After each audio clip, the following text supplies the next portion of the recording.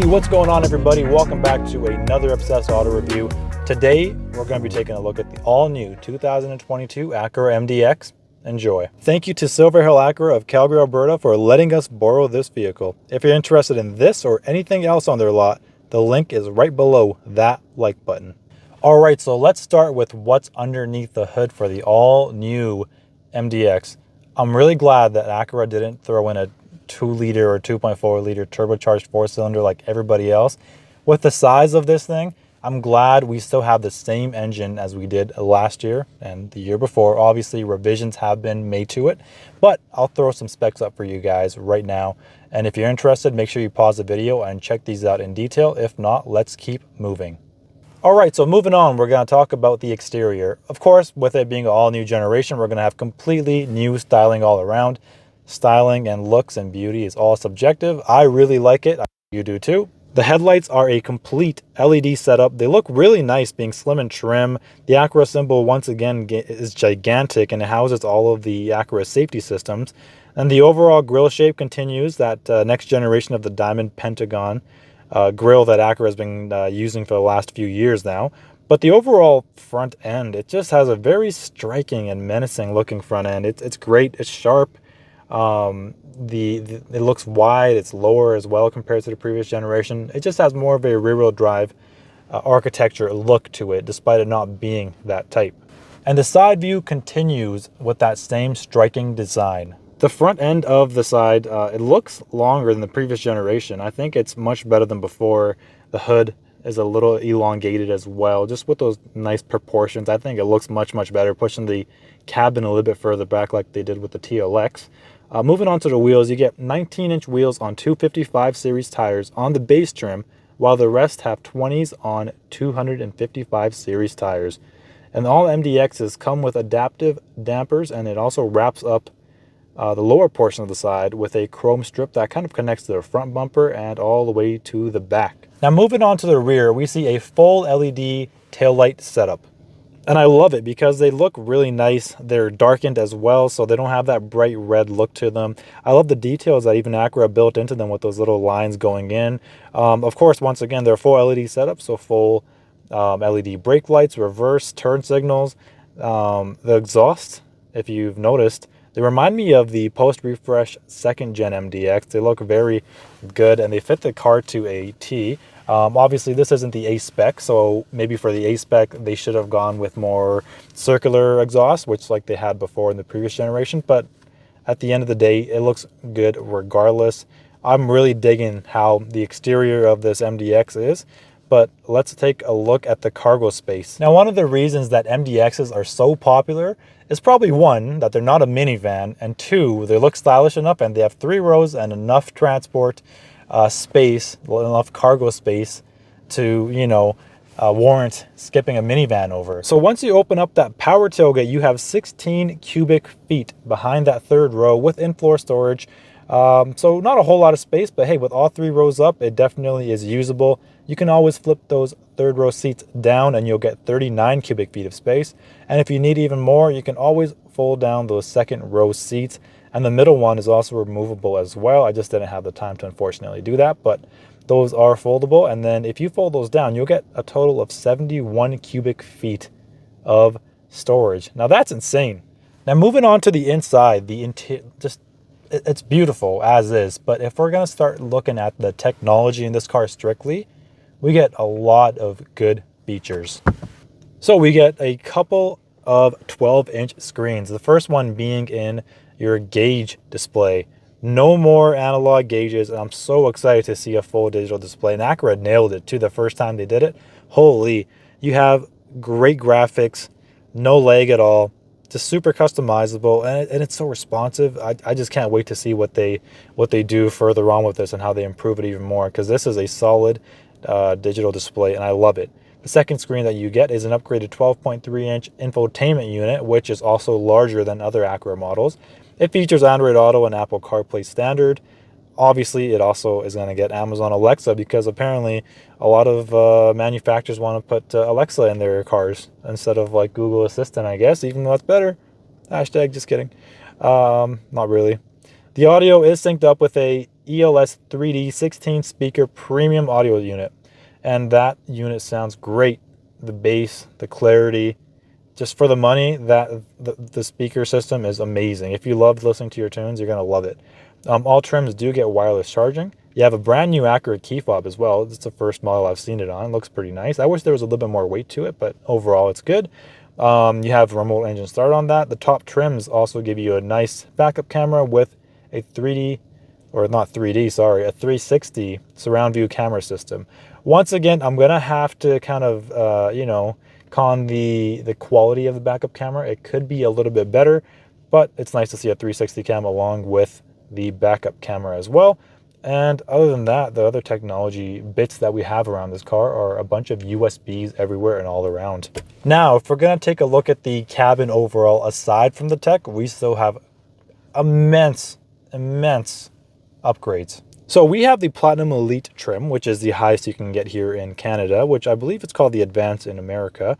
Let's start with the seats. We have great full leather seats, authentic leather as well. You get the contrast white stitching and piping that goes on the seats, the dashboard, your center armrest here, and even your steering wheel. It makes it look amazing. Talking about the steering wheel, we have a fully leather wrapped steering wheel with cross-stitched embroidering all around. We have a heated wheel as well. This one, because it's not the A-Spec, we do not have those metal paddles. It would have been nice to have those. If you get an A-Spec, you do get a flat bottom steering wheel, which is a beautiful steering wheel. I just looked at it before I came to film here, and it was awesome to see. Moving on to the seats again, though. So both front seats are a 12-way power adjustment, and you have memory for passenger and driver side. We have heated and cooled seats. It's fairly comfortable. The HVAC controls have a nice lever for temperature adjustment, though. I'm always going to prefer knobs. You know, I got to say it. Hashtag save the knobs. And in case you're wondering what this blank button is for right here, it's going to be for the massaging seats, which will be only available in the Type S as far as I know, especially with that French stitching on the seats, which I can't wait to see. So beneath that, you're going to have your dynamic mode selector. Now, we've seen this on the TLX, the RDX. You press it for the individual mode, and if not, you can always rotate it to the left or right and select your different drive modes with great graphics as well, by the way.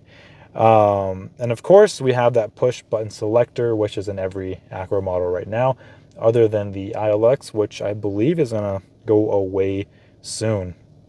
Now, one thing I'm probably not, like the only thing I could think of, like I could see right now after being in this vehicle and this interior for a long time, the one thing I don't like is the overuse of the piano black.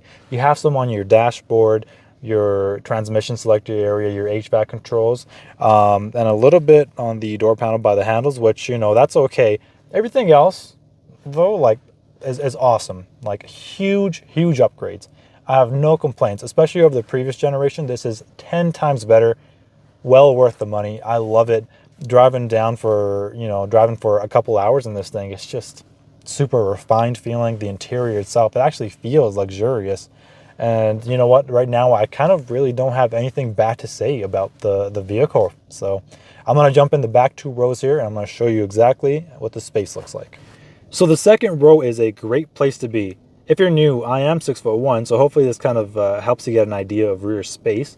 I have awesome leg room in the back, especially headroom as well, looking through that gigantic panoramic roof, which is standard as well, by the way.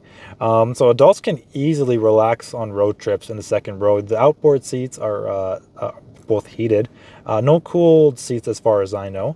And the control center in the middle here gives you great control for your climate controls. And the same quality materials are used in the back. Great leather. Your door panels themselves have very nice looking just materials as well. Nice feeling materials. And the materials are kind of stretched all the way to the front. You know, we have authentic wood everywhere and authentic metal wherever you see it. That's silver. So along with the ambient lighting, the interior it feels like a nightclub in here, not going to lie. Now, moving on to the third row, though, that's where it's definitely tight. So I would definitely recommend either putting the kids that haven't been listening to you back there, or your, you know that friend that you have, and then the friend's got a person that you don't really like, you put them back there as well. Other than that, though, you know, they're not going to have too much space back there, and you do have some cup holders on each side and a USB so they can keep their devices charged up. But other than that, that's really all that we kind of have. All right, so I hope you enjoyed the interior tour there. I'm going to throw up pricing here for you. If you're interested and if you want to know exactly what is going on here, make sure you pause this portion of the video so you can get the details on the pricing. And if not, let's finally start the drive. All right, so here we are with the drive. I don't have a whole lot to say, to be honest with you. It drives super smooth, and we all know that awesome V6 that we all love, right? Take a look at this.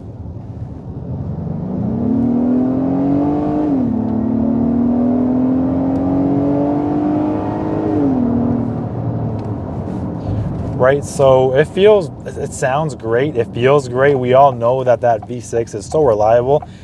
So once again, I'm going to have to praise Acura for how great of a job that they probably did with making the engine decision for the base engine. It's the only engine you could get for most of the trims except for the Type S, but I know that it's going to be reliable, and I would rather have this over a turbocharged 4-cylinder lugging around a 3-row vehicle, to be honest with you. So I think it's a great choice. You can see the lines of the headlights going straight through, so the lighting setup is just phenomenal. I know Acura's lighting game has been going just, up market for sure. Flashing the high beams, like super quick to response. That's a great thing about LEDs. Super comfortable ride as well. I'm going over bumps here, and I'm really barely feeling them. Road noise, yeah, it takes a lot of insulation to get reduced road noise, but bumps wise, I drove this earlier coming from the dealership to my house to get my equipment, and bumps wise, like I went over bumps and it was just so smooth and comfortable. It's not like the usual feel that you usually get. So and of course, you kind of, as a consumer, you're gonna want that, and Acura does provide that for you, so that is awesome as well. Visibility wise, I could always see, I could always find ways to complain about that passenger blind spot. And taking a look over here, it kind of is a chunky kind of rear passenger side 3/4 area, but you have your blind spot displays on the side, which helps, and it's not a whole, it's not too bad, so that's awesome as well. And drivability wise, it's just comfortable. It's got the features that you need. Unfortunately, I didn't go through the infotainment that much, but I do have other Acura videos up that I do go through the infotainment. If you really want to know, you can definitely check those out. But it's just super simple to use, and the shots right now, like I can see this lighting setup going on, like the ambient lighting. It looks so nice at nighttime, just pitch black. I'll try to throw a picture for you guys, and hopefully I can capture one the way I wanted to, just to show you. But other than that, man, I kind of don't have a whole lot more to say about the driving experience. It's just super comfortable. It's smooth. The road noise is to a minimal. Going over bumps, I don't see a whole lot of uncomfort there. Lots of room, and it's got the features that you would want. Like, here's kind of like a pitch black area, and you can see the light and how great it is, really. And you can go into your high beams and just see how much you actually see, right? So, yeah, I'm going to leave it at that. I know that was kind of quick. I'm hoping that I can do a really thorough, in-depth review of a Type S MDX and TLX when that comes out, and hopefully I can show you what that is all about. So, yeah, let's close the driving with those thoughts right there. And there we have it. I really hope you enjoyed that video. I'm sorry that it kind of seems like a little bit of a downgrade. I had to rush it through. And as you can see, I'm being blinded right now by my flash because it's nighttime all around me. But I still hope that you enjoyed the video. And if you did, make sure you hit that like button and subscribe button, and I'll see you in the next one.